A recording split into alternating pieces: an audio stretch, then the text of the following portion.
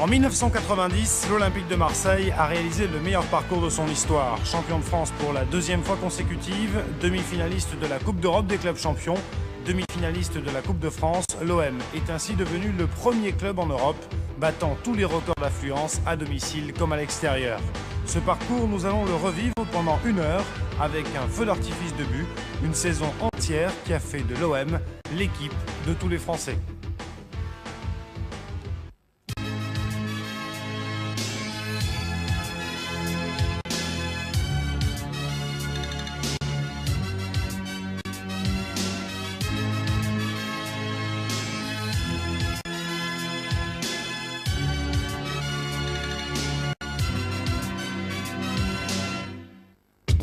Gaëtan Huard, Jean Castaneda, Pascal Rousseau, Manuel Amoros, José Carlos Moser, Éric Dimeco, Alain Roche, Éric Murat, Philippe Thys, Karl-Heinz Forster, Jean Tigana, Bruno Germain, Didier Deschamps, Abdoulaye Diallo, Enzo Francescoli, Philippe Vercuis, Chris Waddle, Jean-Pierre Papin et Gérard Gilly sont les acteurs de cette formidable saison. Parmi ces joueurs, 5 nouveaux venus, 5 grands talents du football international, en commençant par l'Uruguayen Enzo Francescoli, 28 ans, qui avant son arrivée à l'OM avait évolué à Montevideo, River Plate et Paris. Jean Tigana, l'enfant des Cailloles, qui réalisait ainsi son vieux rêve, porter les couleurs de l'OM.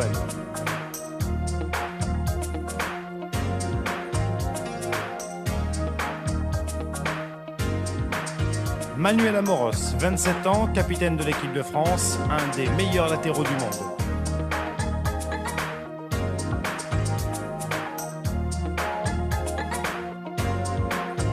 José Carlos Moser, né à Rio, titulaire indiscutable de l'équipe brésilienne, un libéro de grande classe pour l'OM. Marseille aura toujours des objectifs très haut placés, donc on ne peut pas parler de difficultés ni de surprises. Ça fait partie de l'état de choses du club et je crois que c'est ce qui motive énormément les joueurs qui viennent nous rejoindre.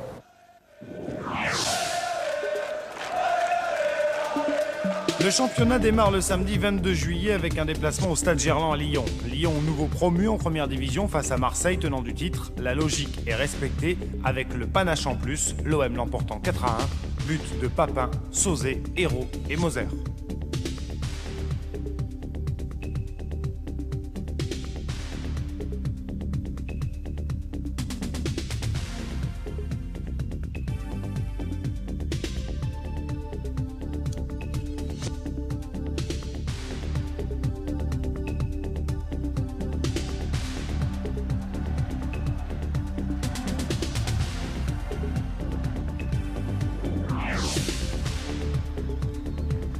Deuxième journée, c'est Nantes qui se déplace au Stade Vélodrome à la suite de ce magnifique travail de Jean Tigana. Patrice Hérault ouvre la marque juste avant la mi-temps.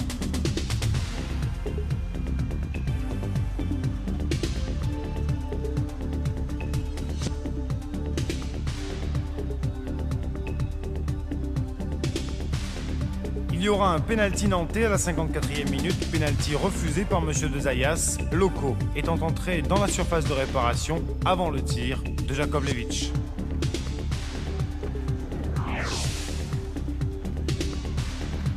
Quatrième journée, nous sommes le 5 août. L'OM reçoit le FC Metz, l'OM qui va gagner 2-1, but de JBP et d'Enzo Francescoli.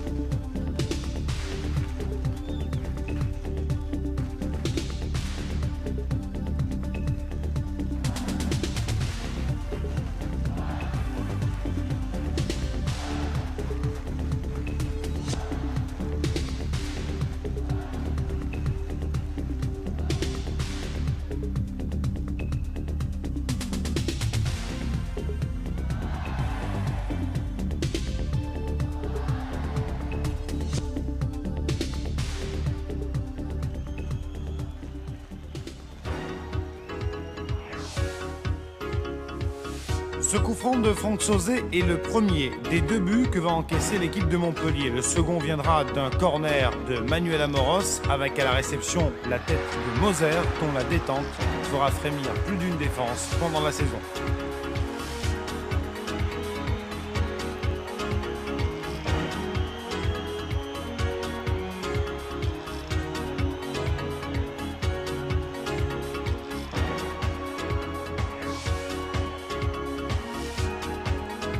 Nous sommes le mercredi 30 août. En arrivant au Vélodrome, Sylvester Takac, l'entraîneur du FC Sochaux, ne se doute pas qu'il va passer la plus mauvaise soirée de l'année. Le gardien Gilles Rousset non plus. À l'arrivée, 6 buts marseillais contre un seul de Crossy.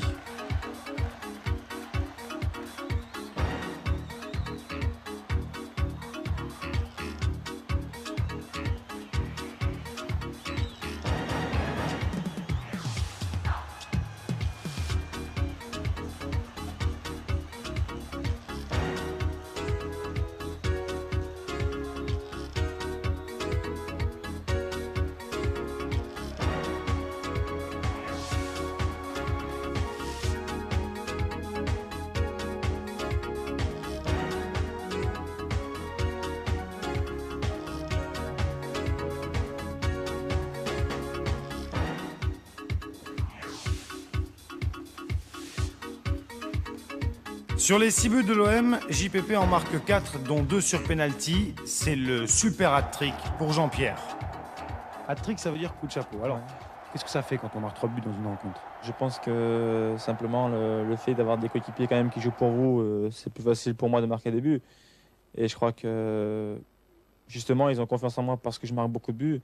Donc ils jouent avec moi. Si je ne marquais pas de buts ou je loupais beaucoup, peut-être ce ne serait pas la même chose. Intérieurement, on est très fiers parce que j'aime marquer des buts et c'est la personne qui peut me l'enlever.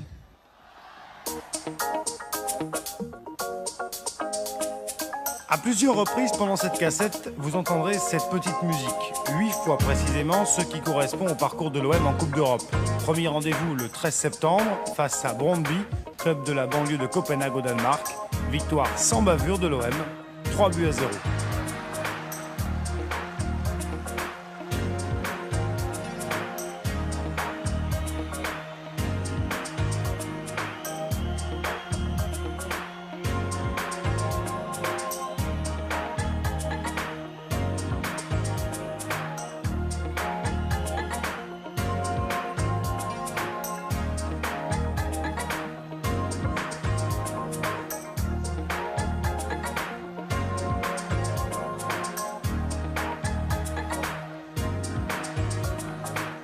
Trois buts qu'on revoit au ralenti. Le premier est signé Franck Sauzet, reprise de volée. Le deuxième est un chef-d'œuvre collectif avec à la conclusion Jean-Pierre Papin.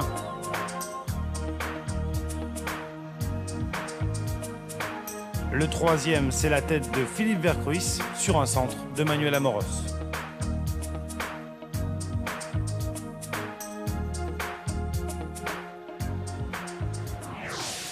Retour au championnat avec la 10e journée et la venue de Saint-Etienne. C'est Florent Artaud qui donne le coup d'envoi sous l'œil bienveillant de Robert Wurtz.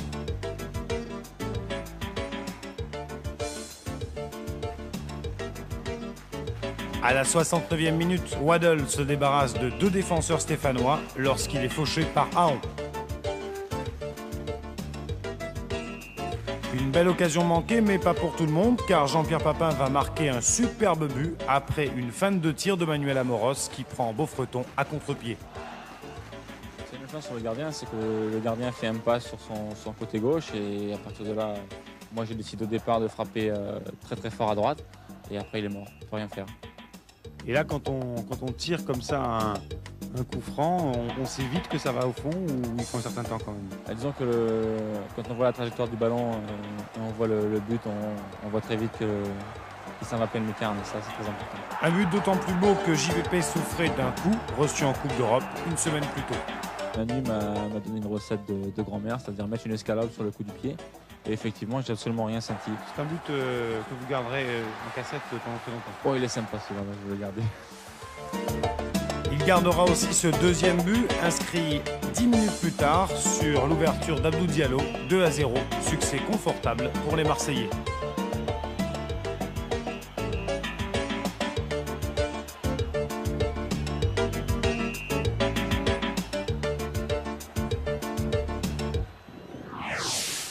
On l'a dit, le recrutement de l'OM a été impressionnant, notamment en défense avec Moser et Amoros. Manu qui a amené toute son expérience d'international. Je suis arrivé, on m'a demandé de retrouver ce rôle et d'apporter bien sûr en plus au niveau offensif et de rester toujours en couverture en fonction de l'autre arrière latéral.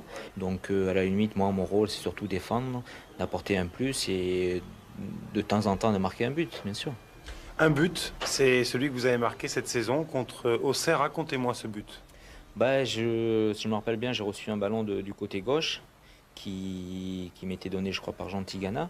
Et bon, il n'y avait personne qui m'attaquait. J'ai avancé jusqu'aux 25 mètres, 20 mètres et j'ai frappé. Et, je crois que j'ai frappé à ras du poteau. Et ce but nous a libérés, nous a fait presser davantage dans les buts auxerrois et nous a fait dominer totalement le match. Après Saint-Etienne, Marseille bat Toulon au stade Mayol 4-0, doublé de Francescoli, plus 2 buts signés Papin et Waddle. Le 27 septembre, c'est le match retour des 16e de finale de la Coupe d'Europe. Jean Castaneda garde les buts olympiens et Brondby ouvre le score grâce à un magnifique coup franc de Lars Olsen.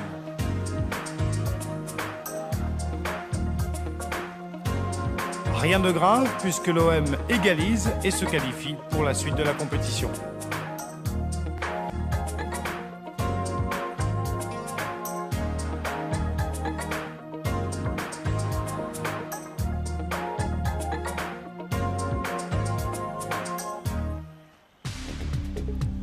De retour du Danemark, les Olympiens reçoivent Brest, devant 27 000 spectateurs. La victoire est longue à se dessiner, l'OM se heurtant à l'excellent Barabé et à ses poteaux.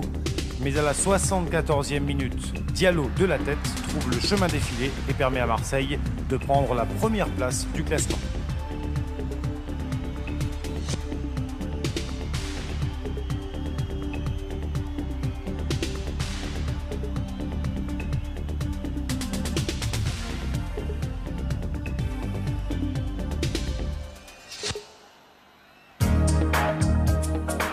Décidément, c'est un rythme effréné qui est imposé aux joueurs de Gérard Gilly avec la Coupe d'Europe qui revient au galop et un deuxième adversaire nommé AEK Athènes.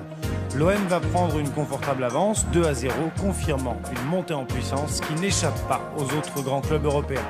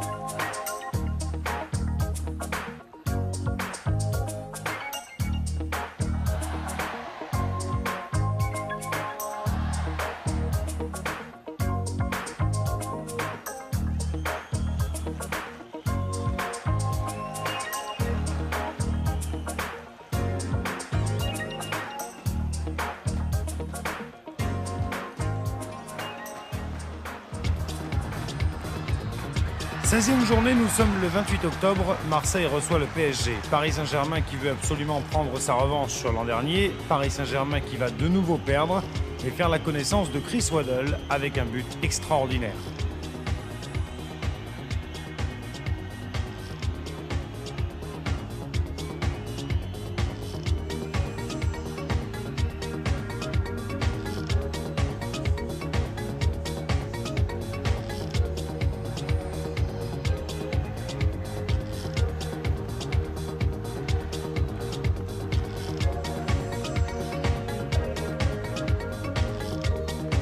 Égalisation parisienne signée du duo yougoslave Suzic-Vujovic.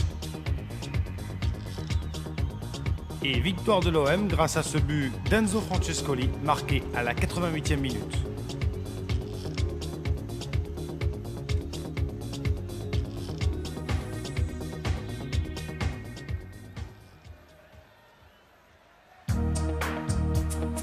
Et de nouveau la Coupe d'Europe. Le 1er novembre, c'est le match retour à Athènes face à l'AEK. À la suite d'un 1-2 Christodoulou-Savidis, ce dernier est descendu dans la surface olympienne. Penalty que se charge de transformer Saveski en le tirant à la Panenka. Mais l'OM n'a pas l'intention de s'arrêter à ce niveau de la Coupe d'Europe et égalise. À la 85e minute, sur une ouverture de Patrice Hérault, le but est signé Jean-Pierre Papin. 2-0 à l'aller, 1 partout au retour, l'OM est qualifié.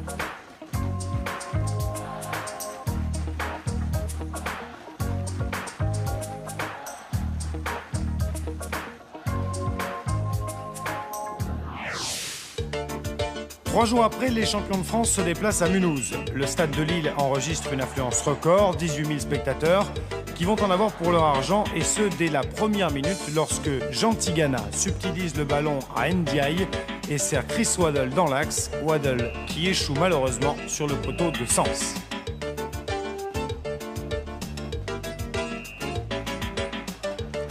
Mulhouse qui va tenir bon jusqu'à la fin de la première mi-temps, puis s'incliner par 2 fois devant Verkuis et Waddle.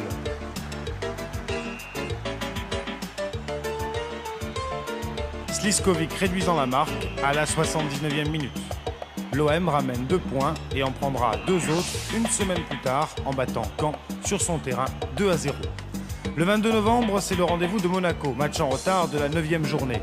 Grâce à Canal+, la France entière va découvrir la classe de l'équipe phocéenne qui, menée dès la 6e minute par un but de Diaz, va terrasser les joueurs d'Arsène Wenger, 2 buts de Verkuis et 1 but de Francescoli.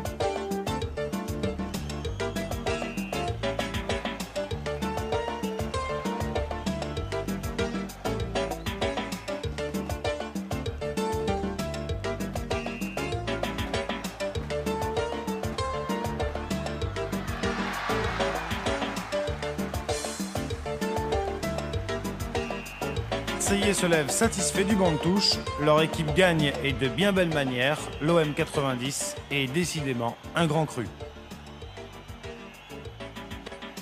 Je crois beaucoup aux vertus, aux relations humaines dans un club de football et je pense que c'est très important au départ si les gens qui constituent l'encadrement d'un club, à savoir le président, un directeur et un entraîneur, s'entendent. Je crois que c'est la moitié du travail de fait. Le samedi suivant le déplacement à Monaco, l'OM obtient le match nul à Nantes et reçoit une semaine après le Toulouse Football Club. C'est le premier match d'une série jouée le dimanche après-midi. L'OM va fêter ça en écrasant le TFC 6-1, but de Moser, Sauzet et Verkuis et nouveau hat-trick de Jean-Pierre Papin.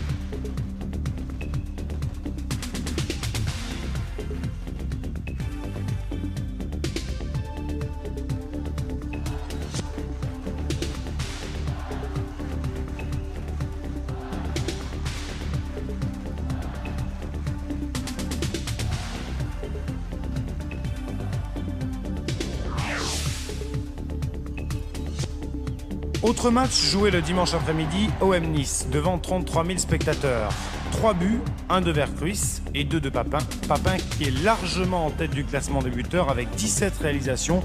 On sait déjà que les 22 de l'année précédente seront largement dépassés. N'oublions pas que nous ne sommes qu'à la trêve et qu'il reste 15 rencontres à disputer.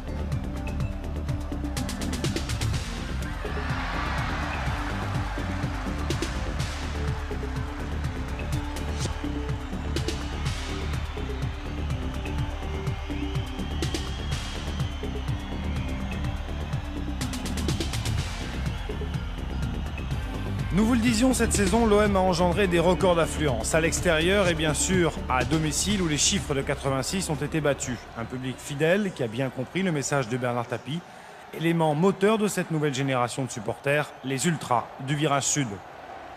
Notre politique à nous, c'est le football et surtout un mouvement sans violence. C'est-à-dire qu'on n'est pas là pour casser, ni pour frapper, ni pour là. On est là pour supporter, pour faire gagner notre équipe. On y arrive. Il faut savoir qu'en 84, quand on a commencé dans le quart de virage nord, quand on sortait un fumigène, c'était tout juste si les Marseillais ne nous tombaient pas dessus, quoi, parce qu'on dérangeait. Et maintenant, si on ne les sort pas, c'est tout juste si pareil, on ne tombe pas dessus, il faut qu'on les sorte, quoi. Et puis notre fierté, c'est quand même d'arriver maintenant à faire bouger 5 à 6 000 personnes en même temps, comme on en parlait tout à l'heure. Et ça, on n'en est pas fiers, quand même. Je pense qu'il y a en ce moment, avec le meilleur anglais, le meilleur brésilien, quelque chose qui ressemble, disons, au droit au but. On est efficace, on marque beaucoup de buts, on est spectaculaire, ce qui manquait au football parce que tout le monde était calculateur, etc. Et je pense qu'on le doit au président Tapie, on le doit aux joueurs, on le doit à la formidable, comment dirais-je, envie de gagner qu'ils ont tous montré. C'est quelque chose d'exceptionnel. Exceptionnel est bien le mot pour qualifier la communion entre l'équipe et le public marseillais. Cette mentalité se vérifie une fois de plus le 11 février lors de la venue du RP1. Ce jour-là, l'OM va gagner 4-1, 3 buts en 8 minutes et la confirmation d'une équipe en très grande forme avant d'aborder la dernière ligne droite.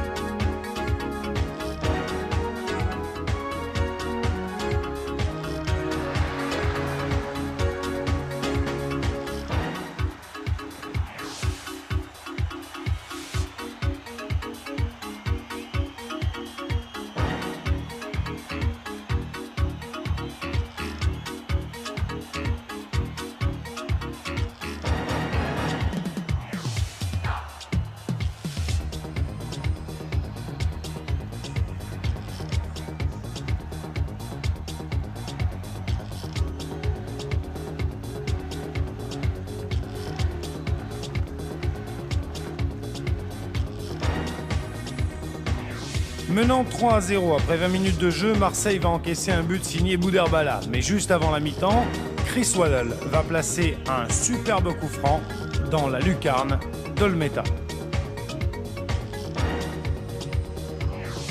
Le premier d'une série dont Lille, Sofia et Bordeaux vont faire les frais par la suite. On retiendra aussi que ce match fut un duel de gardiens, Olmeta comme Huard réalisant des prouesses devant leur but.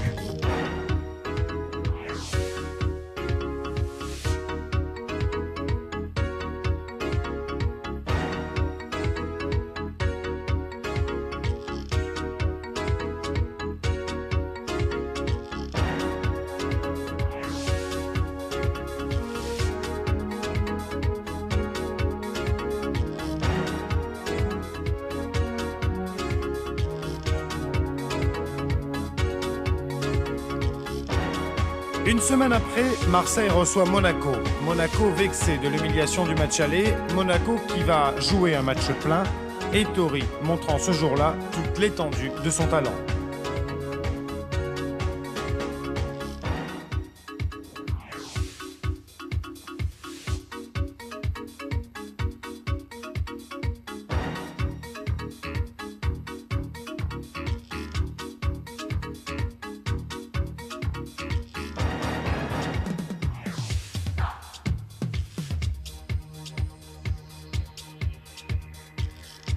4 buts seront marqués dans cette rencontre, 2 par Monaco et 2 par l'OM. Francescoli de la tête et Philippe Vercruis à la suite d'un geste technique d'une rare finesse.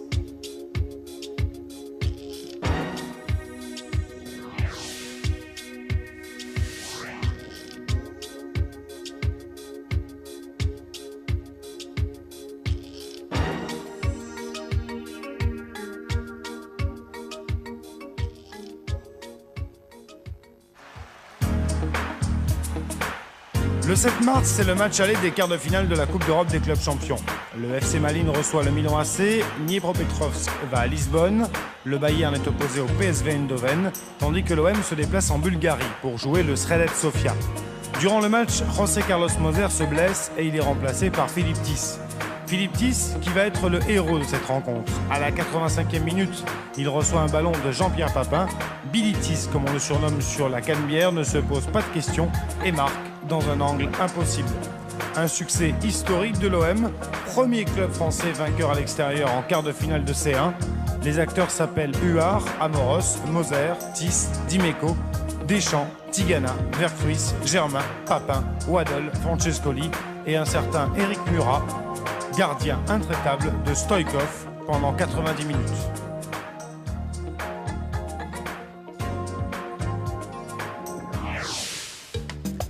Le 14 mars, Marseille se déplace au Stade Bonal pour jouer un match en retard de la 26e journée face au FC Sochaux. En fin de première mi-temps, les doubistes obtiennent un penalty. Hadzibedjik le tire, mais échoue sur Gaëtan Huard, Thomas plaçant le ballon à côté sur la reprise. En revanche, Jean-Pierre Papin ne laisse pas passer l'occasion d'ouvrir le score, occasion qui lui est offerte en début de seconde période.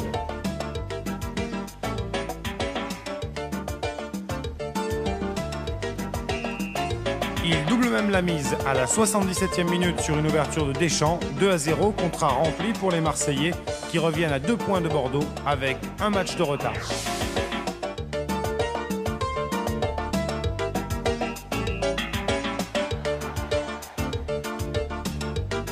Cette victoire à Sochaux a été capitale, car 3 jours plus tard, les Girondins sont tenus en échec à domicile par l'AS Monaco pendant que l'OM expédie les affaires courantes devant Toulon grâce à un nouveau hat-trick de Papin qui marque là son 24e but de la saison.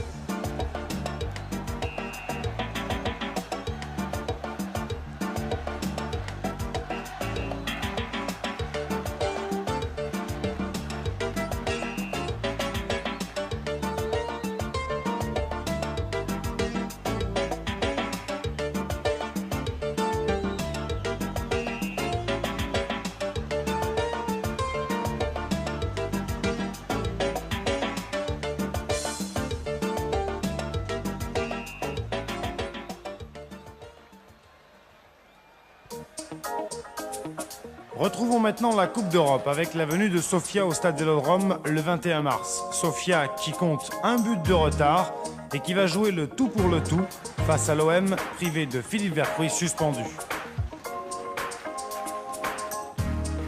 35 000 spectateurs vont assister à la victoire des Marseillais 3-1. Dans l'ordre, Waddle, Papin, Sauzet et une pléiade de belles actions.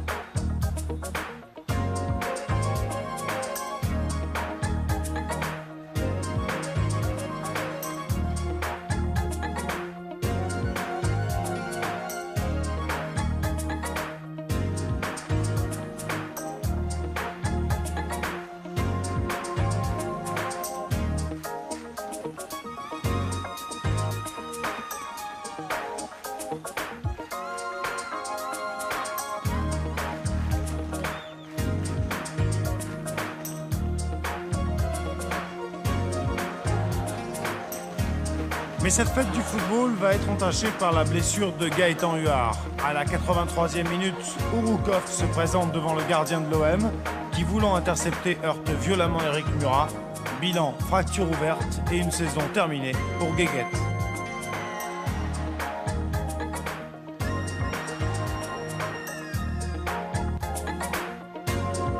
Les deux remplaçants étant rentrés, il faut trouver un joueur de champ pour garder les buts olympiens.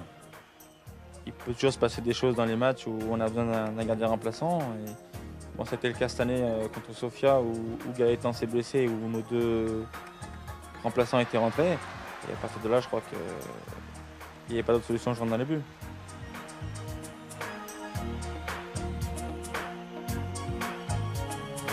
Je crois qu'il y avait tout pour que je prenne pas de but. Il y avait 3-1 pour nous, il y avait 1-0 au match aller. Il y avait 40 000 spectateurs qui étaient vraiment super avec moi parce qu'ils m'ont encouragé quand j'ai pris les gants. Et je crois qu'il peut m'arriver grand-chose. Et non seulement il ne lui arrivera pas grand-chose, mais JPP s'en tirera fort honorablement, préservant ses buts inviolés et assurant ainsi la qualification de son équipe pour les demi-finales. Ce soir-là, l'OM continuait l'aventure européenne. Marseille pouvait être fier de son équipe dont la renommée dépassait toutes les frontières, à la grande satisfaction du maire de Marseille, Robert Vigouroux. J'ai commencé dans les virages, les quarts de virage, les tribunes Gannet, les Jean-Bouin, puis maintenant, le maire de Marseille. Toujours présent avec plaisir. C'est une joie que de voir une équipe accéder à ce niveau européen et y rester. 31e journée, l'OM est deuxième à 3 points de Bordeaux et compte un match de retard. Les Girondins vont faire un faux pas. 0-0 à Mulhouse, il n'en faut pas plus pour motiver les Olympiens qui battent Lille 4-1, Waddle, puis Papin 3 fois contre un but de Fiard.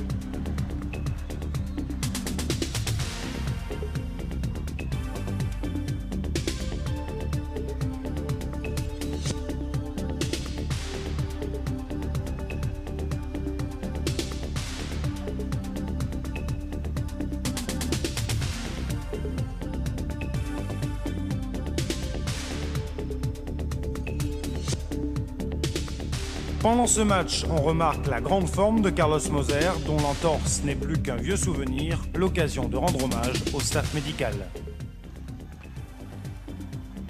Carlos a été immobilisé en gros une dizaine de jours et il a repris son entraînement à partir d'une quinzaine de jours, disons. Ce qui est effectivement très peu pour une entorse de genou. Ceci étant dit, incontestablement, les critères sont complètement différents entre Carlos Moser, joueur professionnel de football, et Monsieur Tout-le-Monde.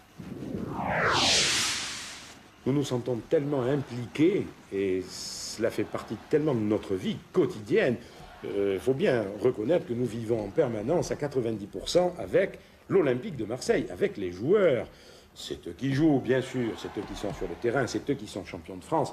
Mais nous voulons bien croire et penser que nous y sommes quand même pour quelque chose. Le groupe médical a une part de responsabilité, ne serait-ce que parce que justement, je crois qu'on a su les maintenir en bonne santé tout au cours de l'année et je crois qu'on a su récupérer les blessés assez vite et même parfois d'une façon un petit peu surprenante. Mais ça, c'était très certainement dû au fait qu'on s'adressait à des athlètes de haut niveau. Nous sommes le 4 avril et il reste 1 mois et demi jour pour jour d'ici la fin de la saison. Ce soir-là, l'OM reçoit le Benfica Lisbonne pour le compte des demi-finales de la Coupe d'Europe. Benfica, 2 fois vainqueur, 4 fois finaliste. C'est un grand du vieux continent qui se dresse sur la route des Marseillais.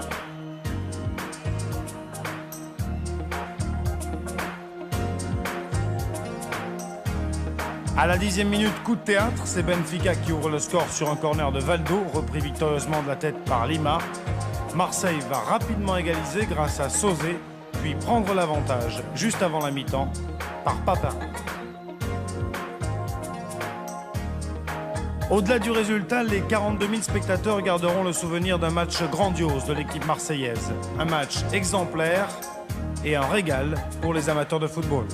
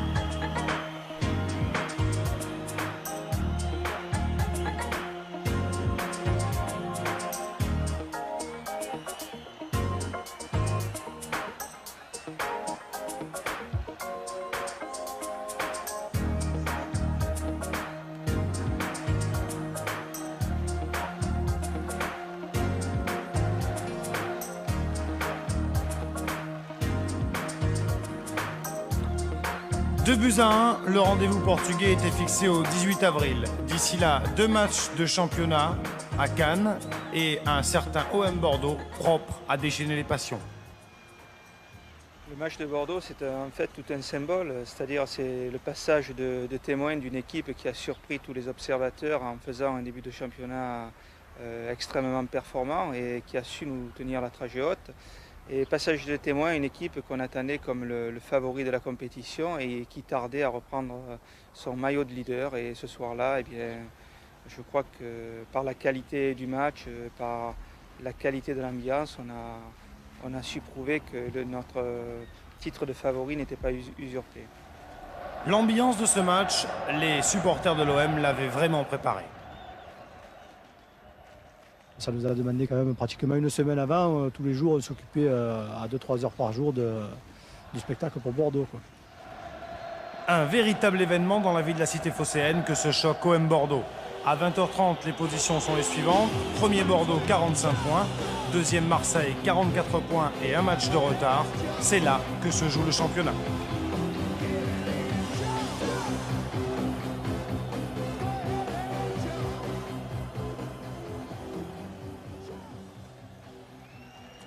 Les images que vous allez voir illustrent à elles seules ce qui s'est passé ce soir-là. Les Girondins n'ont pas tenu la distance. L'OM a fait une fin de parcours époustouflante, jonglant entre championnat et Coupe d'Europe. À l'arrivée, 2 buts marseillais, signés Chris Waddle, tous les deux marqués sur coup franc.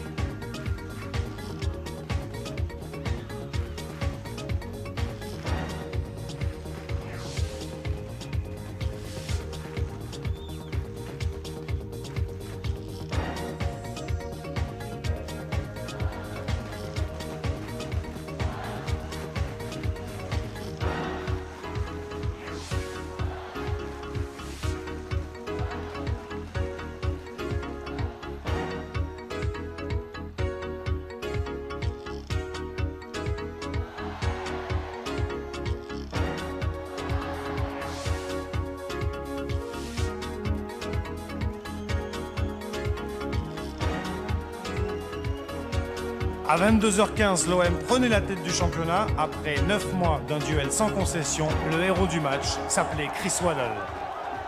Chris, 2 goals this evening, that's exciting for you. Yeah, very exciting. It was a big match and Bordeaux come for 0-0, I think so. Voilà, c'était un grand match ce soir. Bordeaux a joué tout pour le match nul 0-0. Yeah, I think Marseille press and we go for the win because I think if we win tonight, we probably win the championship. Voilà, nous sommes allés au pressing et nous devions gagner ce soir parce que si nous gagnions, nous avions de bonnes chances de gagner. Do you think Marseille won the title tonight? Yes, we were very tight, warmed up, very tense because we knew this was the big match. And we have Benfica on Wednesday, so we had to put in a good performance today. And we think if we win today, we win the championship, so hopefully I am right. Voilà, nous étions très tendus, c'est vrai, avant le match. Il y a aussi Benfica, auquel nous pensons beaucoup. Et finalement, nous avons réalisé brillamment notre objectif. Thank you very much.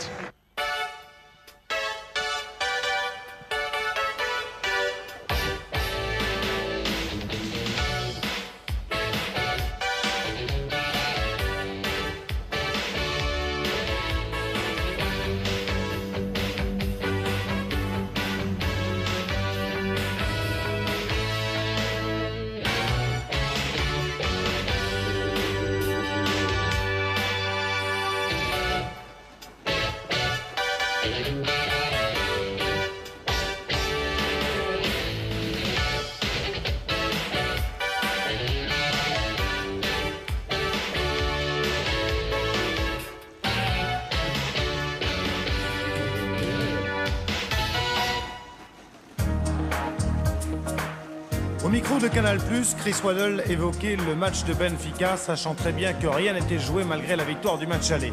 À Lisbonne, ce 18 avril, 120 000 spectateurs ont pris place dans les gradins du stade de la Luz pour supporter le champion portugais. L'OM va une nouvelle fois prouver ses qualités à travers Waddle, Papin et une défense parfaitement regroupée.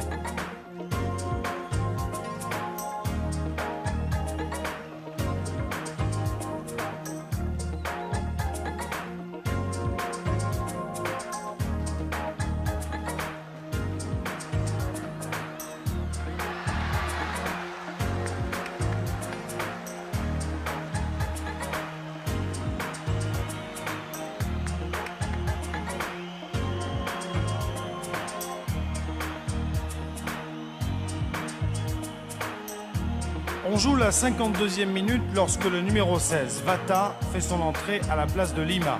Personne n'imagine à ce moment que Vata sera le bourreau des Marseillais une demi-heure plus tard.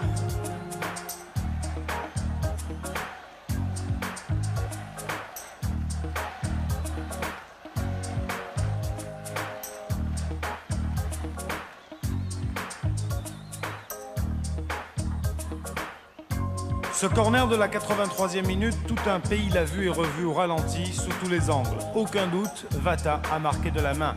Seuls 2 hommes n'ont rien vu, l'arbitre, le Belge Van Langenov et son juge de touche.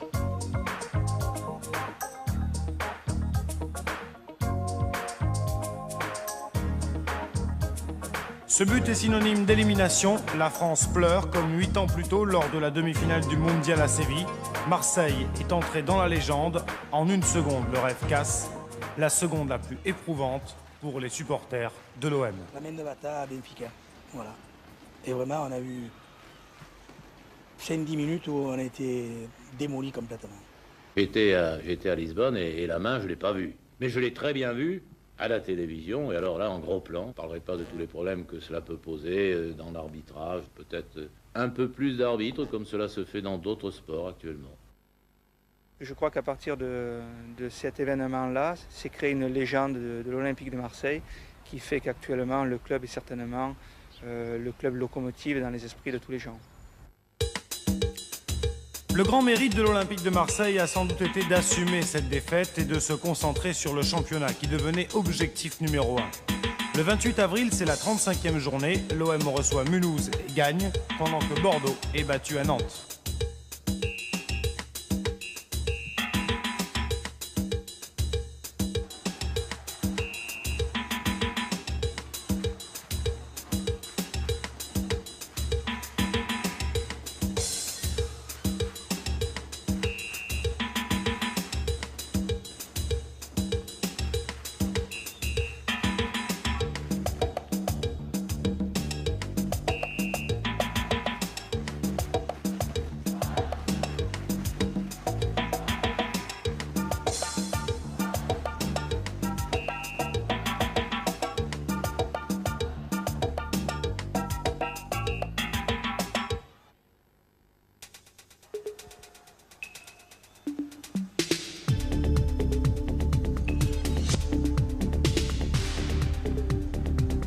semaine après, c'est le déplacement à Auxerre pendant que Bordeaux reçoit Toulouse. L'OM n'a que 2 points d'avance et doit absolument gagner à la Baie des Champs.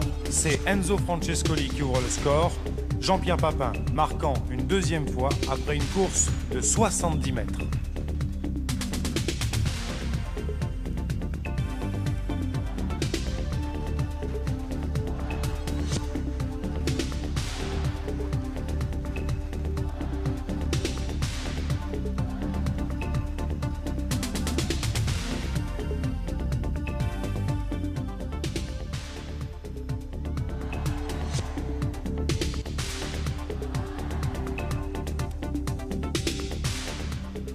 Je me rappelle bien, c'était un corner sur la gauche.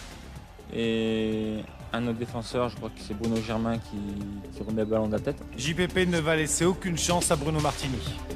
Donc je savais qu'il y avait quelqu'un qui me suivait, bon, ça c'est une chose, mais surtout quand j'ai vu après le contre le ballon partir, là j'ai dit qu'il n'y avait plus personne qui pouvait me rattraper, que c'était le but certainement du titre et que c'était peut-être le plus important de la saison. Le plus important est surtout le 30e but de JPP en championnat de France. Dans le rond central, vous ne savez pas encore de quelle manière vous allez tirer, c'est aux abords de la surface de réparation que vous décidez. Mais tout à fait, je crois que Bruno Martini me connaît par cœur. Il sait qu'après une course comme ça, on n'a pas beaucoup de lucidité et qu'on va certainement frapper très fort. Et c'est là où j'ai changé, c'est-à-dire que Bruno s'est avancé et j'ai feinté de frapper fort et je l'ai mis dans le petit côté. Et là, ce but, après ce but, c'est la joie d'avoir marqué, la joie de savoir qu'on est gagnant à la Baie des Champs. Dans les vestiaires, il s'est passé quelque chose de magnifique, je suppose. Ben, je pense, oui, on était tous très contents et je crois qu'on savait pratiquement qu'il nous fallait, sur 2 matchs à la maison, gagner une fois pour être champion de France. Et je crois qu'on était tous conscients qu'on était champion de France.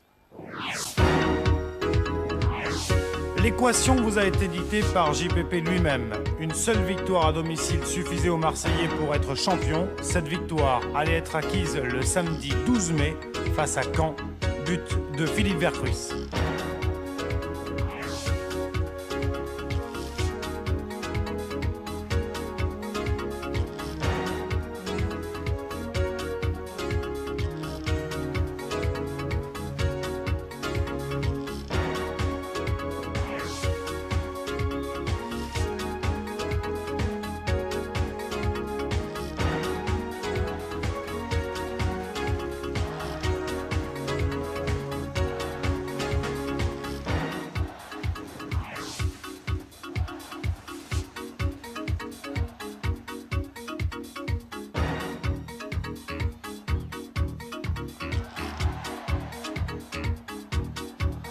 Comme un an auparavant, c'était l'explosion de joie au coup de sifflet final. 2e titre consécutif pour l'OM qui sera élu dans la foulée premier club d'Europe.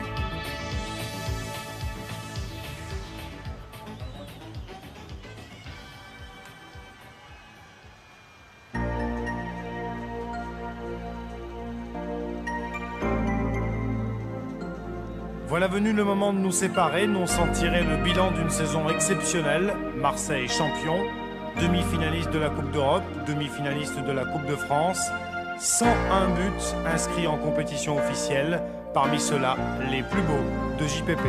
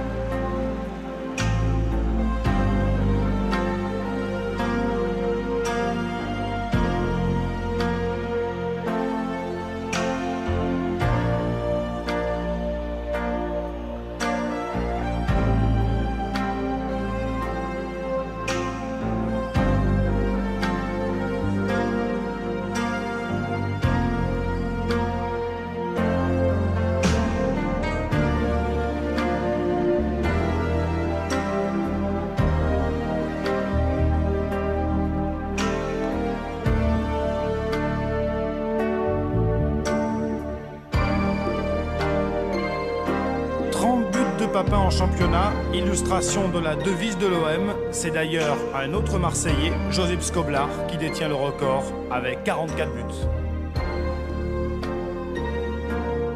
Je crois qu'on ne marquera plus jamais 44 buts en championnat de France. Avec les défenses qu'il y a, les joueurs qu'il y a, c'est plus possible. Je crois que maintenant, battre 30 buts sera quand même très difficile. Mais comme l'équipe va encore changer et que d'autres grands joueurs vont arriver, pourquoi pas.